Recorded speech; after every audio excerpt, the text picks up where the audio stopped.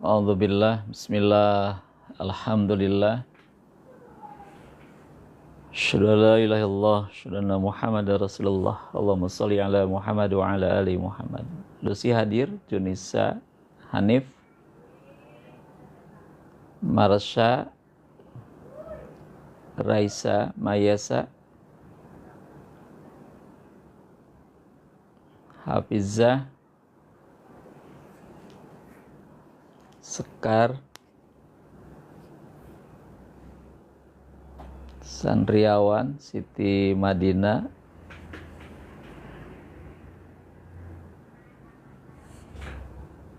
Puspa Sekar hadir,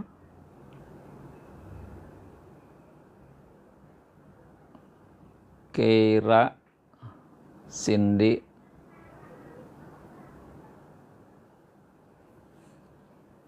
Faiha,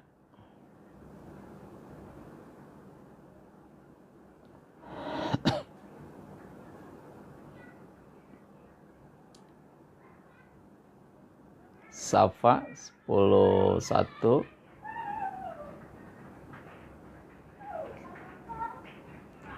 Queen 104, Nur Aisyah, Zahra, Nai 103, Kofiat sudah hadir, Jihan, Celia 108,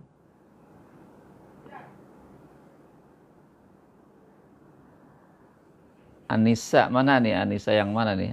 IPA 103 atau mana nih? Jaskia,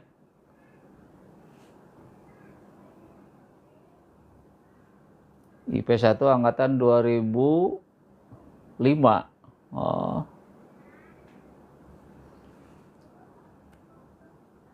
Hadir ya. Siapa tuh? Rafa 109, Ardel. Semeru hadir, Semeru yang punya Semeru. Dimyati hadir 103.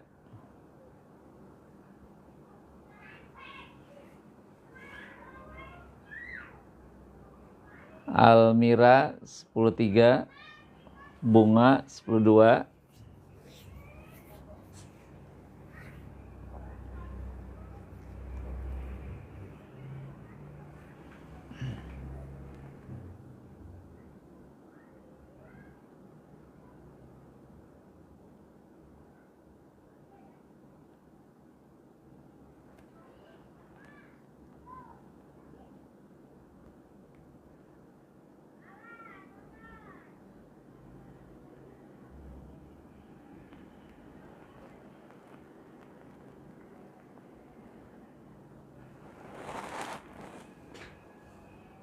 IP1 angkatan 2005, Zainul Arif. Waduh, udah 20 tahun yang lalu ya. Udah lama banget itu. Nurma hadir, alhamdulillah bisa hadir malam hari ini, bisa gabung.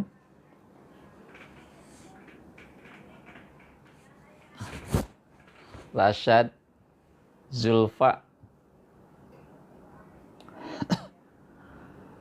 Malam hari ini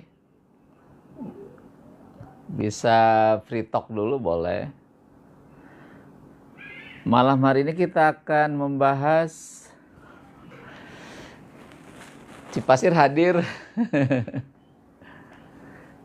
Kumaha teh, damang teh.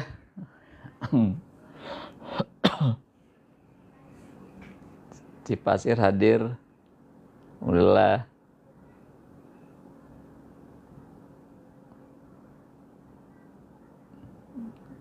Ya, malam hari ini kita akan membahas tentang berita yang cukup hangat ya beberapa hari ini tentang bullying ya, bullying, bullying.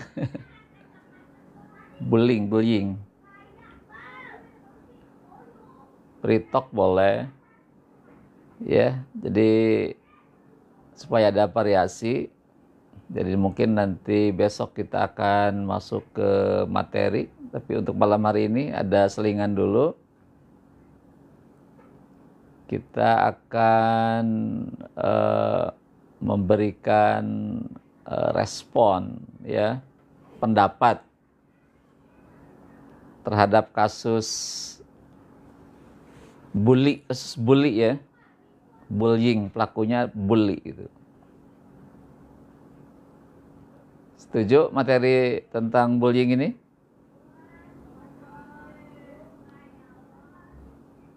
Ya, ya. Kenapa ini dibahas?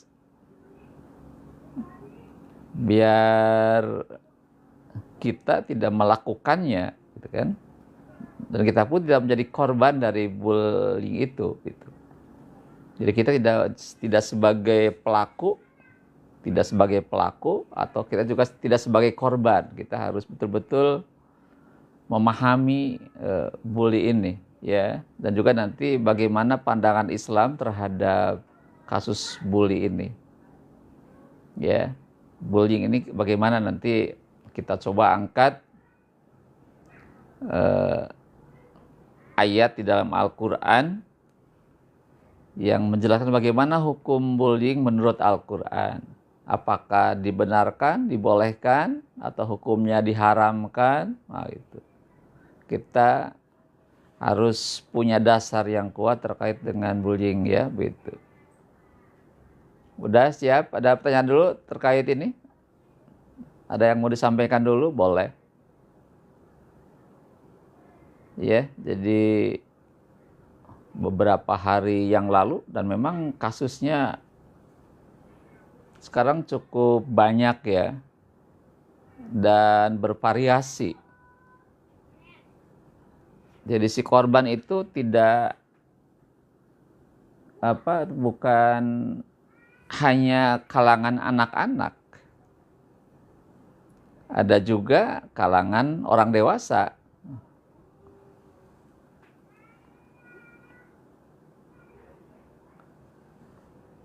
Boleh nggak ngedoain pembulinya yang buruk? Ya, nanti gimana? Boleh nggak mendoakan yang buruk kepada orang lain, gitu? Ya, jadi kalau kita lihat perkembangan terkini, kasus-kasus yang begitu marak. Dulu ada dokter di mana tuh, dokter spesialis, ya, lagi untuk masuk ke program spesialis, itu dibully sama sama mentornya kan, gitu. Akhirnya bisa bunuh diri, ya. Bunuh diri karena sudah tidak tahan lagi dengan tindakan-tindakan intimidasi, pemerasan itu, gitu.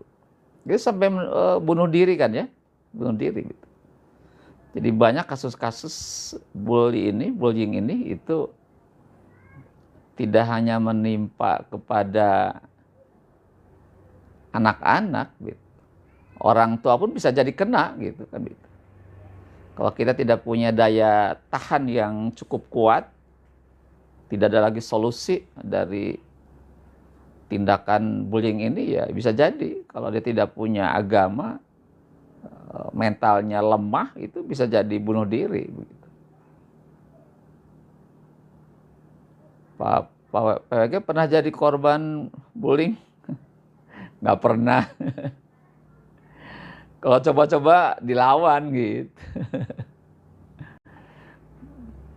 Dulu waktu SMA itu, saya masih dulu mungkin pernah cerita dulu, ya. Waktu SMA dulu pernah saya kena kasus bully, tapi saya lawan itu. Dia menghina, gitu kan. Nah, menghina, gitu. Karena kita juga punya harga diri, kita coba lawan aja. Akhirnya dia, kalau kita lawan, dia tidak berkutik, gitu. Jadi bukan kita nurut, jangan. Kalau kita punya power, punya kekuatan, jangan mau diperbudak oleh orang lain. Kita lawan aja. Kalau secara fisik memang kalau diperlukan, ya sebagai gertakan, ya no problem, gitu.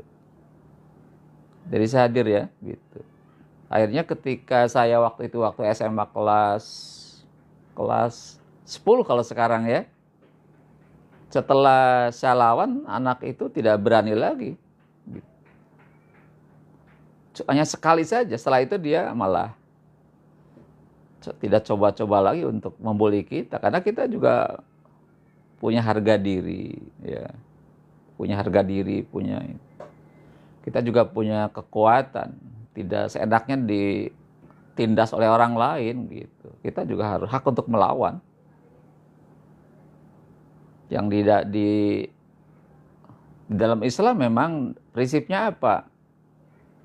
Jadi musuh jangan dicari, ada musuh jangan lari, ya gitu. Gimana tadi? Musuh jangan dicari, ada musuh jangan lari. Kalau ada orang coba-coba menghina kita, mendas kita, kita punya hak untuk membela diri. Nah, sementara yang hari ini ya sekarang ini orangnya tidak punya kemampuan untuk melawan begitu. Akhirnya ya udah jadi objek di situ. Objek orang yang membuli gitu kan begitu. Ya jadi itu apa namanya? Di beberapa kasus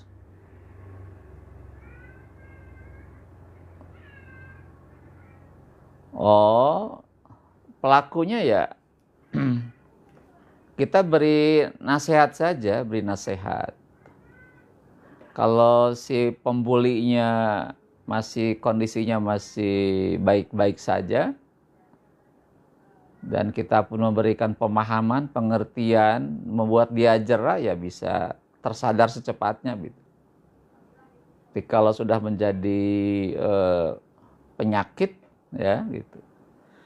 Memang kan si pembuli ini itu orang yang bermasalah sebetulnya ya.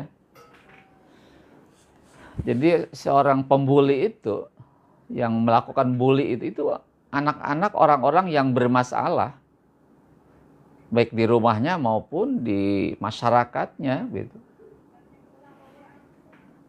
Oh, sama tadi guru ya, terima kasih. Ya, ditunggu itunya apa tuh? Bingkisannya. Doanya saja cukup. Doa yang diharapkan saja doa kesehatan. Nah, itu dia, doa kesehatan. Umur yang barokah, ya gitu kan. Oh, dikasih gorengan, pohon nggak pernah makan gorengan, jarang kan makan gorengan. Ya sekali lagi bahwa si pembuli itu orang-orang yang bermasalah secara mental, kejiwaan bermasalah. Ya biasanya itu dia hidup dalam sebuah keluarga yang broken, ya, yang bermasalah itu kan. Dia ingin juga yang kedua, orang pembuli itu pengen menunjukkan kekuasaannya gitu kan. Saya itu secara fisik kuat, maka ingin menindas yang lemah gitu. Memang dari antara si pembuli dengan si korban itu memang ada perbedaan ya. Yang membuli itu orang yang secara fisik, psikologis itu di atas orang korbannya gitu. Secara fisiknya lebih kuat, lebih sempurna gitu. Atau secara sosialnya dia lebih tinggi gitu. Nah, korbannya adalah biasanya orang-orang yang di bawah itu. Ya, jadi ada ketidakseimbangan antara si pembuli dengan yang dibully dari secara fisik, secara psikologis, secara mental, juga secara status sosial itu ada perbedaan, ada ketidakseimbangannya gitu. Ya, gitu. Jadi ada ketidakseimbangan ya juga. Juga yang kedua, bahwa yang berikutnya bahwa si pembuli itu biasanya dia ingin meningkatkan rasa pedenya ya dengan cara menindas orang lain. Dia pengen merasa di orang yang hebat, yang percaya diri ya, gitu, yang punya kekuatan, tetapi dengan cara menindas orang lain. Nah, gitu. Ya, jadi itu si pelaku sendiri memang itu adalah orang-orang yang bermasalah, dan dia juga pandai mencari korbannya siapa gitu kan gitu. Ya juga mungkin korbannya juga adalah orang-orang yang secara fisik, secara psikologis, juga secara status sosial ya mungkin di bawah dia. Itulah maka akan terjadi, kalau seimbang itu agak sulit ya. Tidak mungkin orang kaya, misalkan menindas orang kaya, itu nggak mungkin itu. Karena ada keseimbangan. Tapi kalau tidak seimbang tuh, ada orang yang secara hartanya melimpah, dia kalau menghina yang lebih miskin, itu bisa terjadi. Orang yang badannya sempurna kadang menghina kepada orang yang tidak sempurna begitu. Ya. Atau misalkan difabel gitu kan gitu, tidak sempurna fisiknya gitu. Itu bisa terjadi begitu. Tapi kalau secara sama ada keseimbangan ya tidak mungkin ya gitu kan gitu.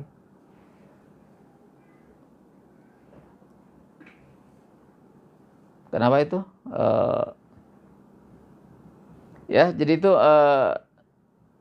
fakta-fakta di masyarakat juga termasuk kan kasus di SMA berapa? 72 ya. Kalau kita dengarkan dari informasi di media televisi bahwa si pelaku itu katanya pelaku yang sering dibully oleh teman-temannya. Ya Jakarta ya, SMA itu Jakarta itu. Jadi saya menyimak apa yang disampaikan narasumber atau wartawan yang menyampaikan peristiwa itu. Kita mendengar si pelaku itu adalah orang yang korban bully gitu. Dan dia itu melawan di situ, ya, melawan. Hanya tadi cara melawannya ada cara yang salah gitu. Salah. Malah menjadi mengorbankan orang lain gitu kan gitu. Karena apa? Karena tidak dibimbing oleh agama. Kalau dia ketika menjadi korban dan dia punya agama, ya punya agama, punya akhlak yang baik, ya mungkin masih tidak sampai berbuat seperti itu. Ini korbannya kan cukup lumayan ya. Orang menjadi korban puluhan orang, berapa 90 sekian orang yang menjadi korban. Ya, ada yang kupingnya gendang telinganya pecah itu kan, gitu. Ada juga yang sampai dijahit kepalanya gitu. Itu cara-cara perlawanan yang keliru. Kenapa? Mereka tidak bimbing dengan agama gitu. Kalau dia punya agama, dia punya akhlak, ya saya yakin tidak seperti itu ya gitu. Itu informasi yang kita terima ya, juga termasuk kasus di lingkungan kita sendiri hari ini. Itu secara kolektif ya, kolektif. Jadi pelakunya itu yang bully itu kolektif, korbannya pun kolektif gitu. Karena kalau dia sendiri, itu biasanya dia kadang-kadang kalau yang sendiri, kalau korbannya itu banyak kan, dia tidak akan mampu gitu. Maka dia membuat sebuah kelompok komunitas di situ. Ya, jadi mungkin berapa orang gitu. Mungkin 10 orang. Korbannya pun nanti ada beberapa orang di situ, cukup banyak juga. Jadi kalau sendiri-sendiri biasanya mentalnya juga nggak bisa melakukan tindakan seperti itu. Ya, jadi mental anak-anak itu kalau sendirian ya tidak bisa nggak terbangun. Tapi kalau bersama-sama itu ada keberanian gitu ya. Tapi itu saya pikir karena tindakan yang salah gitu. Bagaimana menghilangkan pelaku pembulian? Nanti kita bagaimana solusinya ya? Nanti kita akan. Tapi kita mulai dari awal. Apa sih bullying itu ya? Bullying itu kalau kita lihat definisi yang kita dapatkan ya, adalah perilaku agresif yang disengaja dan berulang-ulang ya. Ya itu. Apa nih? Orang lagi kena bully, dia jam asar sampai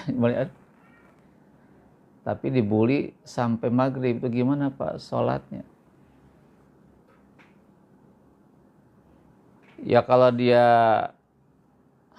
tidak punya kemampuan untuk melakukannya karena tidak diberikan kesempatan untuk sholat, ya kita terima. Tapi nanti ketika ada peluang, baru situ sholat. Ya, gitu. Kalau kita dijaga orang, dihalangi oleh orang, sehingga tidak bisa untuk sholat, ya kita nggak bisa berbuat apa-apa, gitu. Tapi nanti ketika ada peluang, kesempatan, ya lakukan itu, gitu. Sama dengan orang tertidur. Ketika tertidur, ya dia nggak wajib sholat, gitu. Tapi ketika terbangun, wajib sholat. Tapi juga sama orang yang dibully, ada tindakan-tindakan kekerasan, dibatasi, tidak boleh gerak kemana-mana, diikat misalkan, ya, diikat di kamar, di kursi, gitu kan. Ketika azan berkumandang, ya kan nggak bisa gerak kemana-mana, gitu kan, gitu. Ya mau apa lagi? Nanti yang dosanya ya yang itu, yang ngebully itu. Kalau gara-gara dia membuli orang, diikat tangannya, disimpan di kamar, dikunci dari luar, akhirnya dia nggak sholat, ya berarti yang berdosa yang membuli itu. Walaupun kita yang dibully ya pengen sholat, tapi karena situasinya tidak memungkinkan, ya nggak bisa, gitu. Allah Maha tahu tentang kondisi itu. Tapi nanti ketika ada peluang, ada kesempatan untuk itu, ya kita lakukan segera, jangan tunda-tunda lagi, begitu. Ya, sekali lagi, jadi bahwa bullying itu adalah tindakan agresif yang disengaja dan berulang-ulang, ya, berulang-ulang untuk menyakiti, mengintimidasi, ya, merendahkan orang lain. Jadi tindakan agresif yang disengaja dan berulang-ulang, ya, untuk menyakiti, mengintimidasi, dan merendahkan orang lain, gitu kan, gitu. Dan kekerasan di dalam bullying ini banyak bentuknya. Ada kekerasan fisik, ada kekerasan verbal, ada kekerasan sosial. Itu tiga hal, ya. Ada secara fisik, secara verbal, dan secara sosial. Apa secara fisik itu? Wah, ditendang. Kita lihat di YouTube, ya. Anak satu orang ditendang berulang-ulang itu. Jadi ada 5 orang si pembuli, korbannya 1, wah, ditendang sampai jungkir jompalik gitu. Itu secara fisik. Itu bisa merusak jaringan fisik. Ya, bisa jadi mungkin kepalanya bisa geger otak kalau gitu kan, gitu. Ya, itu fisik. Paham ya fisik mah, ya? Ditendang, dipukul, ditonjok, ditajong, dibebetkeun, nah itu kan. Dilepkeun ke bak mandi, ke kolam, gitu. Itu secara fisik, gitu. Apa secara verbal itu? Ada dengan kata-kata kasar, ya, kata-kata kasar, hinaan tuh. Dengan kata-kata kasar, ya, bilang kata-kata, apalagi menyebut-nyebut dengan nama-nama binatang, ya, gitu. Menghina fisiknya, menghina kemampuannya, gitu kan, gitu. Itu secara verbal begitu. Jadi bentuk kata-kata, ya, jadi kata-kata yang kasar atau hinaan atau ancaman. Ancaman tuh, kalau kamu nggak ngasih uang 1 juta hari ini, awas, ya, gitu kan, nyawa atau uang. Itu ancaman itu, nyawa atau uang, gitu. Itu secara verbal, ya, itu. Atau mengolok-ngolok, nah, mengolok-ngolok, ya, gitu. Mengejek, itu juga secara verbal, ya, secara non fisik. Jadi dengan kata-kata ada menghina, mengejek, mengancam, gitu kan, gitu. Itu namanya verbal, secara kata-kata, gitu kan, itu. Atau dia menggosip, memfitnah, itu bully namanya. Bisa dipahami, ya. Jadi itu mah bukan fisik yang disakitinya, tapi adalah dengan kata-kata itu gitu kan gitu. Ya mungkin dengan kata juga itu bisa membuat down seseorang. Kalau dia dihina berulang-ulang, ya. Misalkan tidak ada orang yang tidak sempurna badannya, dihina tiap hari, itu bisa down, tidak mau masuk ke sekolah. Ya, kita sering lihat di sinetron itu, di ada orang miskin, karena dihina sama orang-orang anak-anak kaya di sekolah, dia nggak tahan, akhirnya nggak mau sekolah gitu, pengen pindah sekolah, ya, dia monggok mau ke sekolah, itu karena secara verbal itu ya, begitu, secara verbal itu. Kemudian secara sosial gimana? Adalah mengisolir, ya, mengisolir. Jadi orang ini diisolasi di kelasnya itu, udah jangan diajak sama dia gitu kan, biar orangnya kan minder kan orang. Di satu kelas kompak, jangan main dengan si Ano, si itu, gitu, si A, si B gitu kan. Itu namanya mengisolir, mengisolasi orang lain. Itu pun termasuk bully juga, ya, gitu. Atau yang kedua mendiskriminasi, itu, mendiskriminasi perlakuan yang pilih kasih. Ketika si A mah kesiangan teh dihukum, si B mah disuruh masuk tanpa ada hukuman, itu bully juga. Jadi dua orang yang sama, kesiangannya sama, tapi perlakuannya berbeda. Si A mah karena anaknya anu, siapa masuk aja. Yang si B disuruh push up 100 kali, disuruh ngebersihin toilet, ya, disuruh ngepel, disuruh nyuci ban mobil jadi putih misalkan itu ya, gitu. Ya nggak bisa itu. Itu namanya sosial. Atau apa tuh? Penghinaan di depan umum. Ya. Penghinaan di depan umum itu termasuk bully juga. Ketika dalam suatu lapangan, ketika sedang upacara, disuruh ke depan anak ini, udah dimarah-marahin depan umum, itu bully juga. Ya, pernah nggak di sekolah begitu? Ada seseorang yang salah, disuruh maju ke depan, Bapak kenapa nggak ikut pengibaran bendera Hari Guru, Pak? Nanti Pak Wan besok jadi pengibar bendera. Saya udah latihan itu beberapa hari itu, latihan baris berbarisnya gitu. Bisa dipahami ya, itu sosial begitu. Sambil jadi bisa secara fisik, tadi udah melukai, menyakiti fisiknya, tadi nonjok, ngebanting, tendang. Terus yang kedua secara verbal dengan kata-kata menghina, mencaci maki, ya gitu. Terus memfitnah, mengolok-olok, itu secara verbal. Secara sosial mengisolasi orang, ya, mengisolasi, diskriminasi.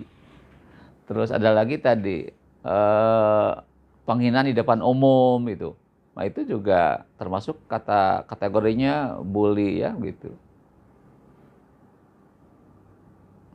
Ya tadi bilang kalau dibully membela diri, ya memang harus membela diri. Jangan diem. Ditempeleng yang kanan, yang kiri jangan. Jangan begitu. Kalau ada coba-coba orang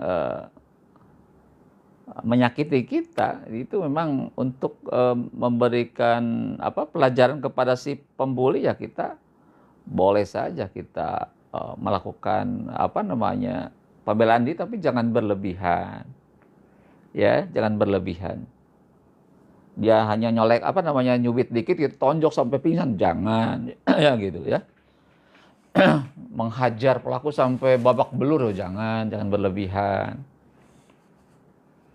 Dalam Islam itu ada yang namanya kisos, ya, ada hukuman yang setimpal, yang sebanding. Tapi jangan berlebihan gitu. Ya, untuk pembelajaran secara verbal, kita ajak diskusi saja, diskusi. Ya, diskusi. Ya kalau dalam Islam ketika orang dihina ya tidak balik menghina gitu kan gitu. Kalau dalam itu. Tapi kalau kita untuk menghentikan dia udah terlalu sering melakukan yang sama, ya kita berikan pelajaran itu boleh-boleh saja. Ya. Syukur kalau kita diskusi dengan cara yang baik. Diberikan nasihat, tausiah gitu kan, atau cari orang yang bisa mempengaruhi dia. Siapa yang bisa mengarahkan dia gitu kan gitu. Ya, gitu. Jadi itu beberapa bentuk bully. Nah, kita sekarang harus waspada dengan kejadian itu.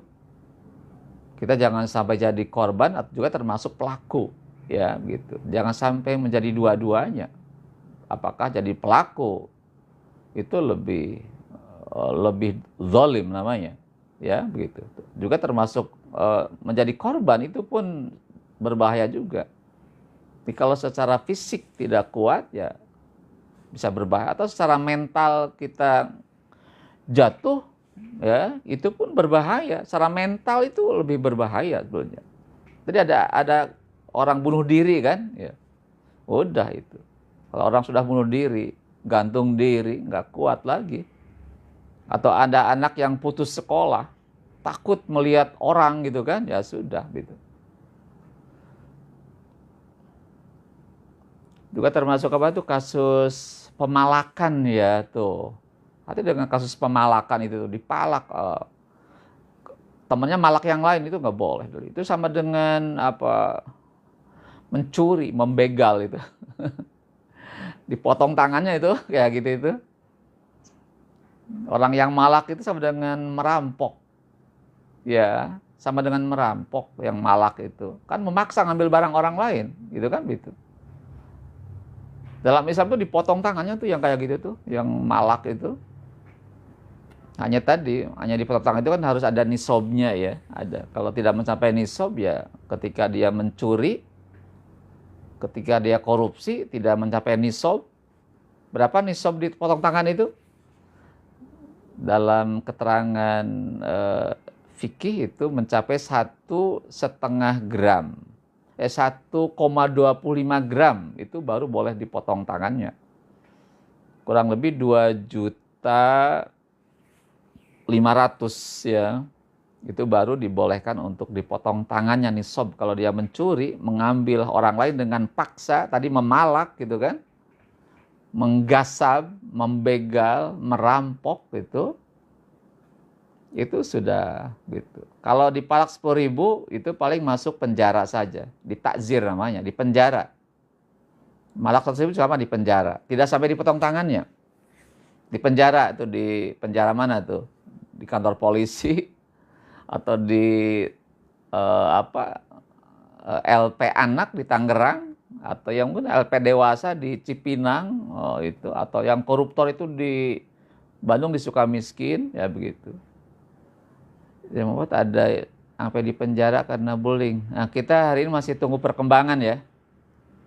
Jadi untuk kasus di sekolah kita itu kita belum dapat info yang cukup jelas bagaimana tindakan berikutnya. Ya, tapi harapan saya tidak terjadi untuk waktu berikutnya. Cukup ini adalah yang terakhir. Nah, sekarang baik, bagaimana pandangan Islam terhadap bullying? Ya, nanti silakan dibuka surah Al-Hujurat ya. Boleh dibuka surah Al-Hujurat, surah yang ke-49. Ayatnya ayat 11. Boleh silakan dibuka. Al-Hujurat ayat yang ke-11. Ini bullying yang kategori yang masih rendah saja cukup berat ya, gitu. Udah dibuka Al-Qur'annya surah Al-Hujurat ayat ke-11, surah ke-49. Koruptor maling banyak hidup tenang. Itu kelihatannya saja. Di dunia mereka hidupnya bergelimang harta, tapi nanti di akhirat mereka tidak bisa menghindar dari pengadilan Allah. Di dunia itu lolos. Dunia ini memang penuh dengan sandiwara saja. Ya. Dunia ini panggung sandiwara, ceritanya mudah berubah. Gitu kan? Jadi sandiwara dunia itu. Hakim masih bisa disogok. Ya, gitu. Jadi boleh jadi ketika masuk ke pengadilan, yang benar jadi salah, yang salah jadi benar. Kenapa? Karena tadi hakimnya bisa disogok dengan uang gitu. Koruptor juga sama gitu. Ketika masuk ke pengadilan, hukumannya sangat ringan, padahal korupsinya sampai 1.000 triliun. Jadi dunia itu bukan tempat menyelesaikan masalah. Ya, gitu. Koruptor yang mati minta dikubur pakai duit. Ya, jadi dunia ini bukan tempat menyelesaikan masalah, nanti di akhirat nanti ada masalah. Kalau dunia ini bisa diatur, bisa dinego, bisa direkayasa, itulah dunia. Jadi penuh dengan trik-trik permainan saja. Jadi itu kan dunia ini kata Quran itu la'ibun, permainan saja. Lahun wa la'ibun, hanya senda gurau dan permainan, itulah dunia. Hanya permainan saja. Orang-orang yang pandai bermain acting, dia akan menjadi pemenangnya. Ya, gitu. Dia pura-pura baik padahal dia adalah seorang yang tidak baik. Itulah dunia. Jadi dunia hanya tempat main-main saja. Dan nanti masalah tidak akan selesai di dunia ini. Ya, begitu. Tapi nanti ketika di akhirat, para koruptor nggak bisa mengelak. Para pembuli sekarang lolos dari jeratan hukum, nanti di akhirat nggak bisa mengelak. Ya, begitu.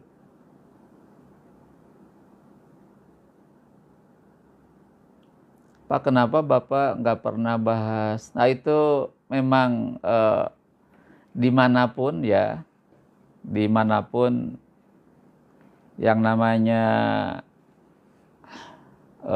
guru itu juga manusia biasa. Manusia biasa yang boleh jadi ada kasus-kasus yang menyimpang gitu. Kasus yang menyimpang, ya. Tapi kalau kita lihat prosentasenya itu masih sangat-sangat kecil. Ya, saya tidak melegalkan mereka, tapi kalau kita lihat kasusnya kan ada tapi tidak banyak. Ya, tidak banyak.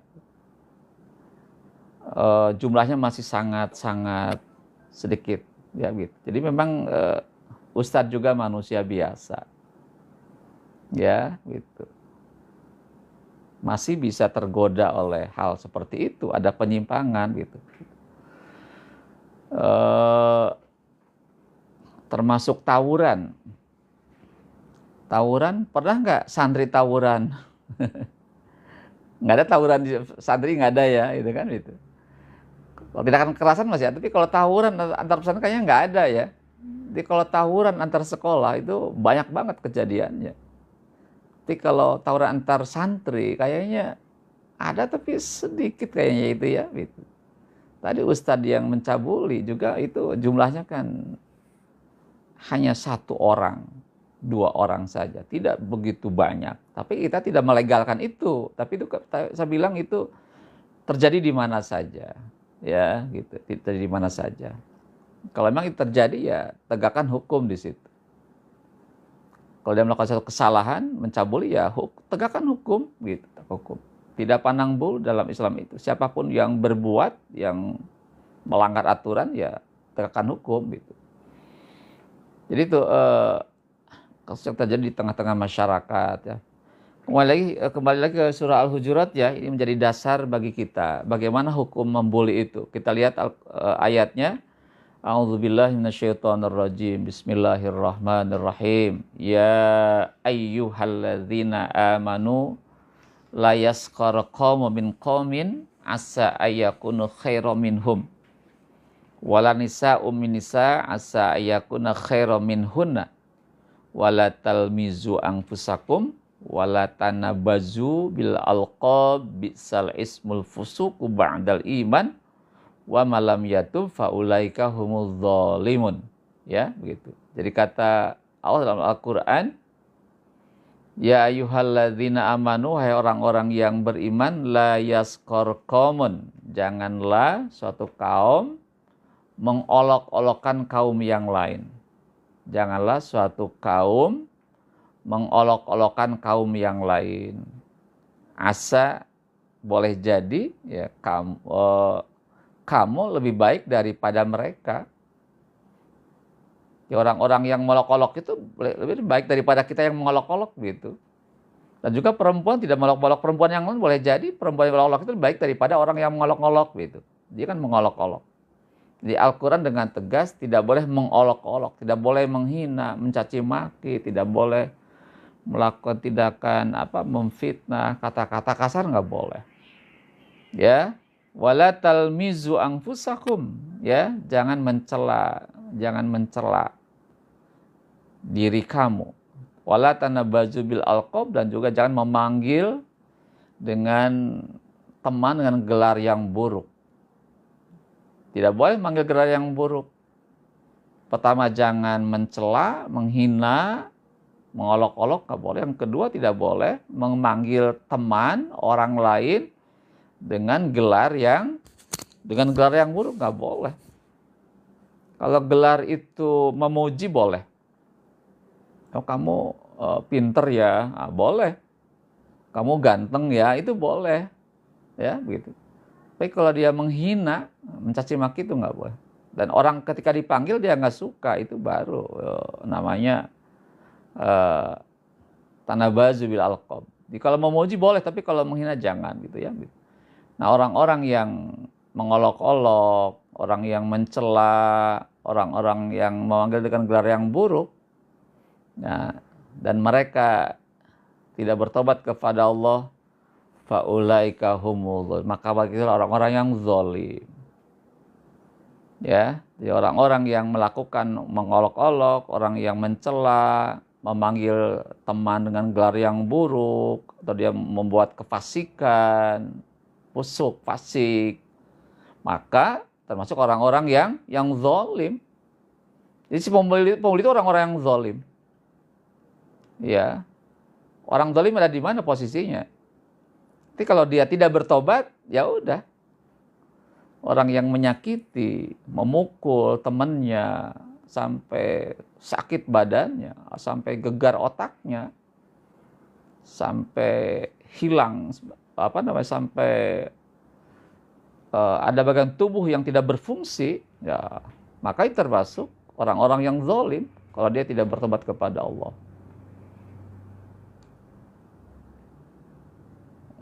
Ngatain orang gendut.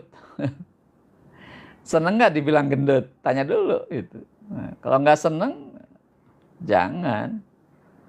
Kalau dibilang gendut dia nggak suka, ya jangan. Tapi kalau dibilang gendut dia seneng, ya silakan, itu bukan pembulian. Dan mungkin banget dibilang gendut ya. Tapi kalau dibilang gendut dia malah merasa minder, terhina gitu kan, gitu. Itu jangan atuh. Ya, gitu. Jadi sekali lagi, jadi orang-orang yang pembuli, ya, tindakan kekerasan, fisik, verbal, sosial, itu kategorinya orang-orang yang zalim. Ya, orang-orang zalim itu kalau dia bertobat ya tinggalnya di neraka. Itu sebuah kejahatan, ya, gitu. Dan itu bisa kena tindak pidana itu. Ya, bisa kena tindak pidana gitu ya. Jadi demikian ya, Al-Quran menjadi panduan hidup kita. Jadi ada larangan kepada kita semua melakukan tindakan bullying gitu. Makanya kalau kita sudah paham hari ini, Islam adalah ajaran penuh cinta damai. Islam adalah ajaran yang penuh dengan cinta kasih, saling menghormati, saling menghargai, saling menolong, saling membantu. Itulah Islam. Ya, Anda paham bahwa Islam adalah agama yang mengajarkan tentang kedamaian. kedamaian, bukan agama teroris, awas bukan. Islam tidak mengajarkan terorisme, tidak. Justru malah Islam itu anti terorisme begitu. Islam itu agama yang menjunjung kedamaian. Harus saling menghargai, saling menghormati.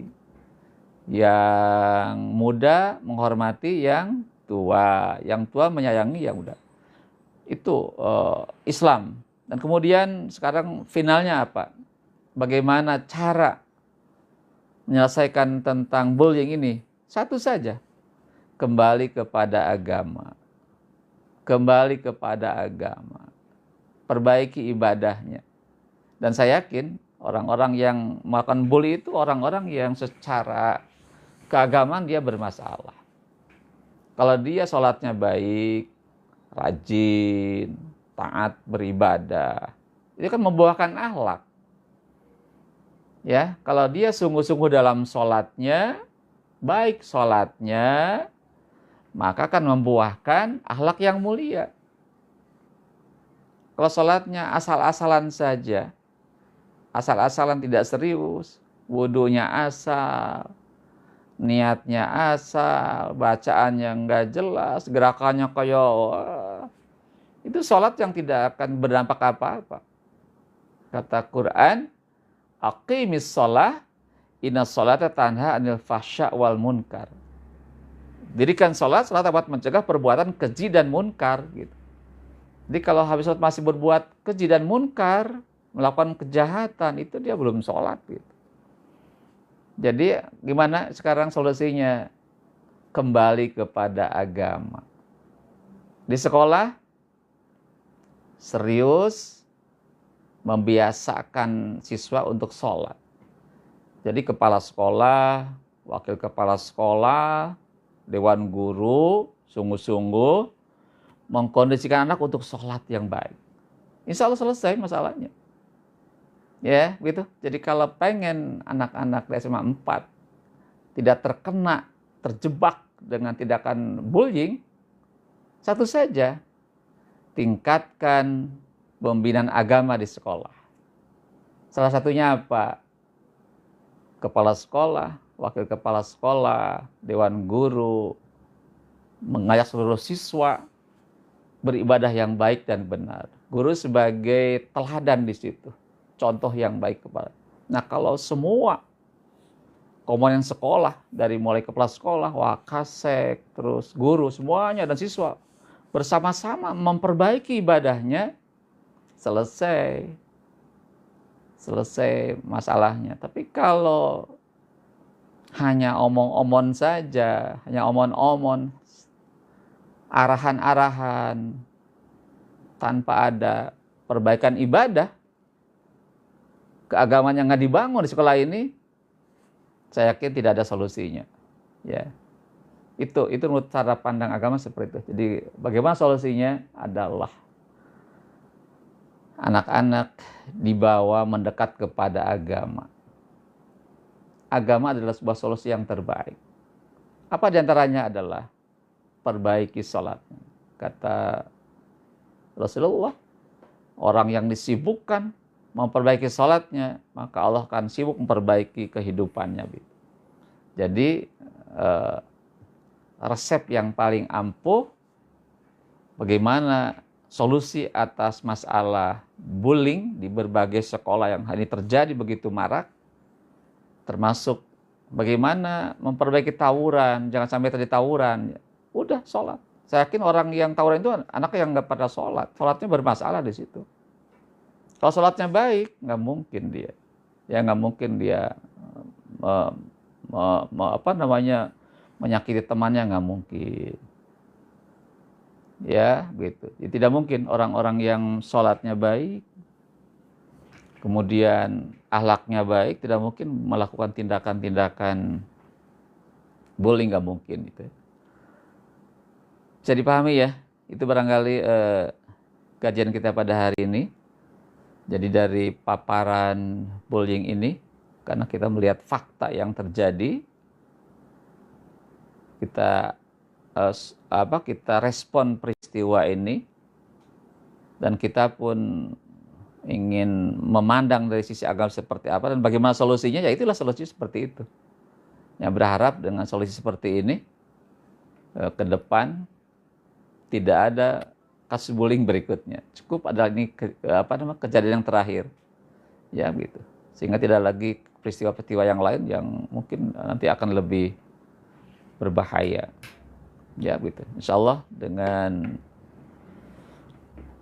pendekatan agama yang baik, dengan pembinaan ibadah yang baik, itu sekolah kita akan menghasilkan produk-produk peserta didik yang baik, anak yang soleh, yang pinter, yang jujur, bermanfaat bagi yang lainnya. Bagi guru bangga kalau para siswa jadi orang-orang yang sukses dunia maupun akhirat. Udah pinter, udah jujur, ya gitu. Kaya raya, gitu. Taat, takwa kepada Allah, itu yang paling hebat. Ya, sebenarnya cukup ya. Sekarang udah pukul 25 menit, kurang lebih ada 1 jam kita ngobrol. Nanti insya Allah, sekalipun tadi mudah ada manfaatnya ya. Ada manfaat juga insya Allah. Besok malam kita akan masuk ke materi PAI yang kelima, yaitu tentang ekonomi Islam ya. Dan nanti bahan ulangan PAI itu ada 5. Satu adalah Fastabiqul Khairat, kedua adalah etos kerja, yang ketiga adalah Su'abul Iman, yang keempat adalah Akhlak Tercela, dan yang kelima adalah ekonomi Islam. Itu 5 materi yang akan jadi bahan atau kisi-kisi ulangan PAI pada ulangan semester sumatif semester tahun ini ya gitu. Ya, demikian. Tutup dengan hamdalah. Alhamdulillahirabbil alamin. Berdoa kepada Allah. Subhanaka Allahumma wa bihamdika asyhadu alla ilaha illa anta astaghfiruka wa atubu ilaik. Assalamualaikum warahmatullahi wabarakatuh. Yang masih hadir siapa ini? Irwan hadir ya. Naswa masih hadir. Naila 10-2. Nora Aisyah, Rashad 11 masih hadir. Naila 10-2. Dafa, Sekar, Puspa masih hadir ya. Nora Aisyah. Kofiat, wah itu jangan ditanya itu. Rafa masih hadir. Nafisa masih hadir. Moiz, Alif, Rizka masih hadir. Dewi Sabrina, Husnul, Nafisa, Hanif masih hadir. Faris, iya, Lila masih hadir. Devara, Devara, Sahira 10-7. Nah, silakan keluar ya kalau udah selesai, mangga silakan. Selamat beristirahat ya. Sebuah mimpi yang indah, besok bangun pagi. Alvina, Nanas, siapa Nanas itu? Rafka 10-7, Raisya 10-3, Sandi 10-7. Wow. Saifuddin. Yey, siapa Yey?